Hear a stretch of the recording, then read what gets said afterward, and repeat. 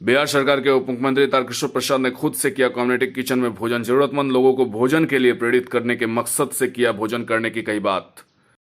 Corona काल के दौरान बिहार सरकार कम्युनिटी किचन से जुड़ी व्यवस्था पर लोगों को भरोसा दिलाने के लिए एक नया पहल करते दिखे डिप्टी सीएम तारकिशोर प्रसाद। अपने गृह जिला कटिहार के चिल्ड्रन एकेडमी में कम्युनिटी किचन में भोजन करते हुए जरूरतमंद लोगों को बेझिझक भोजन करने के लिए आने के लिए प्रेरित किया। कम्युनिटी किचन में खुद से भोजन कर रहे डिप्टी सीएम तारकिशोर प्रसाद ने कहा कि बिहार सरकार कोरोना काल के दौरान किसी भी हालत में किसी को भूखा न रहना पड़े, खासकर दैनिक मजदूरी कर रहे जो लोग हैं, जो घर चलाते हैं, उन लोगों के लिए विशेष व्यवस्था की गई। उन्होंने कहा कि खुद से भोजन करने का मकसद है भोजन की गुणवत्ता की सही तरीके से परख किया जा सके। आगे उप मुख्यमंत्री ने कहा कि अब निर्देश यह भी दिया गया है कि बच्चे लोग के लिए दूध का भी इंतजाम करवाया जाए। बताते चले कटिहार में सफलतापूर्वक सभी कम्युनिटी किचन का संचालन हो रहा है और अब खासकर ग्रामीण इलाकों की भीड़ में भी देखते हुए हर प्रखंड में और एक यानी 2 कम्युनिटी किचन खोलने का आदेश दिया गया है। एएनएम चिल्ड्रन एकेडमी के सामुदायिक किचन में उप मुख्यमंत्री के साथ जदयू नेता शिव प्रकाश गरोदिया, जदयू जिला अध्यक्ष समीम इकबाल, भाजपा जिला अध्यक्ष लक्की महतो और कई गणमान्य लोग उपस्थित थे।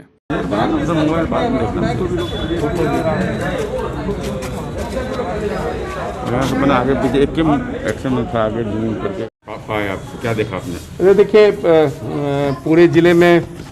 बिहार सहित कटिहार जिले में भी सामुदायिक रसोई चल रहा है। खास करके लॉकडाउन के बाद जो हमारे समाज के कमज़ोर वर्ग हैं, जो ठेला चलाते थे, रिक्शा चला रहे थे, किसी दुकान में काम करते थे, या इस तरह का जो कमज़ोर तबका है, तो उनके लिए विशेष रूप से इसे आरंभ किया गया है, जिससे कि दोनों समय का भोजन उन्हें परिवार के साथ मिल सके। क्योंकि ये लॉकडाउन एक व्यवस्था है कि हम कोरोना के श्रृंखला को कैसे तोड़ सकें, और उस परिस्थिति में सरकार का दायित्व है कि कोई भी व्यक्ति भूखे नहीं सोए, और इसके लिए जगह जगह पर आवश्यकता एवं सुविधानुसार कम्युनिटी किचन प्रारंभ किया गया है। तो कटिहार के दौरे पर मैं हूँ, तो आज उसका निरीक्षण किया,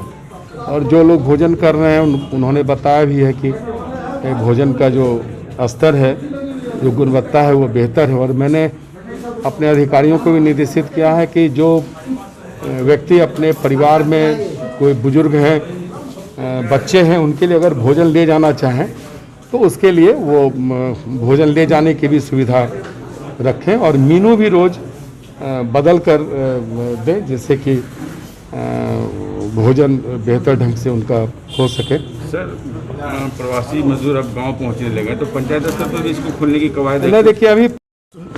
चर्चा हो रहा है, बाढ़ी जल जमाव को लेकर बड़ा मुद्दा है, उसको लेकर बिहार सरकार क्या है? नहीं, देखिए, नगर विकास एवं आवास विभाग की ओर से लगातार हमने बिहार के जितने भी स्थानीय नगर निकाय हैं, वर्चुअल मीटिंग करके सभी जो हमारे कार्यपालक पदाधिकारी, नगर आयुक्त, सबों को हमने निर्देशित किया है कि हर हालत में मई माह में 15 मई मैंने एक कट ऑफ डेट भी फिक्स किया था, उसमें सभी नालों की उड़ाही निश्चित रूप से हो जाए। क्योंकि विगत वर्ष में जो मानसून आया था, तो उसके कारण कई जगह जल जमा हुआ था, हमारे नागरिक परेशान हुए थे। इस बार हमारी सरकार, हमारा विभाग सतर्क है, इसलिए 2 चरण में अभी तक हम सबों ने उसकी समीक्षा भी की है, और कमोबेश सभी जगह उड़ाही हुआ भी है, और थोड़े बहुत जो काम रह गए हैं, क्योंकि कोरोना के कारण सैनिटाइजेशन का भी काम चल रहा है, और भी जगह कुछ जिम्मेदारियां हैं, लेकिन उसके बावजूद भी सभी स्थानीय नगर निकाय ने बिहार में इस काम को बेहतर ढंग से किया है। मास्क भी बांटा है, और जो सामुदायिक रसोई है उसमें भी अपनी भूमिका का निर्वहन किया है। और ख़ास करके अभी कटिहार में है, तो कटिहार नगर निगम की ओर से कई जो महत्वपूर्ण सड़कें हैं, जिसका ऊंचीकरण होना था, जहां कुछ दूरी तक नाले के अभाव में जल जमाव हो रहा था, तो सब पर कार्य प्रारंभ हो गया। और मुझे लगता है कि जिस ढंग से कार्य प्रारंभ हो गया है, तो जल जमाव से हम सब कटिहार वासी जरूर निजात दिलाएंगे उन्हें। और भी जो कई योजना हैं जो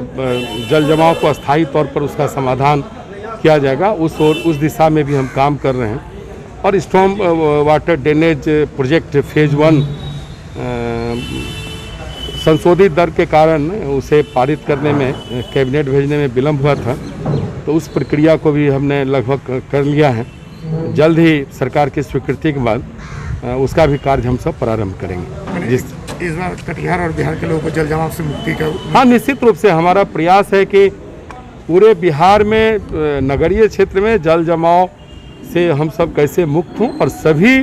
स्थानीय नगर निकाय को हमने निर्देशित किया है अस्थायी तौर पर जल जमाव से मुक्ति के लिए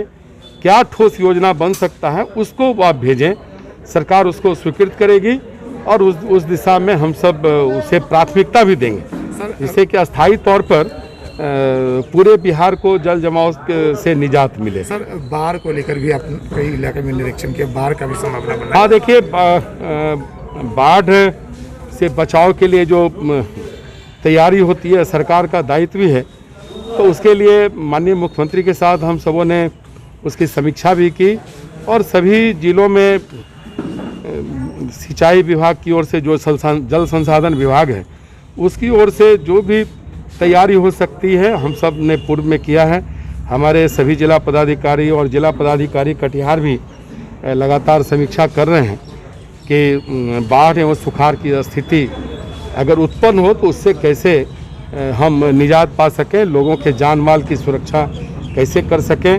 ये सारी तैयारियां हमारी सरकार ने की है। हमारा जिला प्रशासन एवं जो बाढ़ नियंत्रण प्रमंडल है, कटिहार में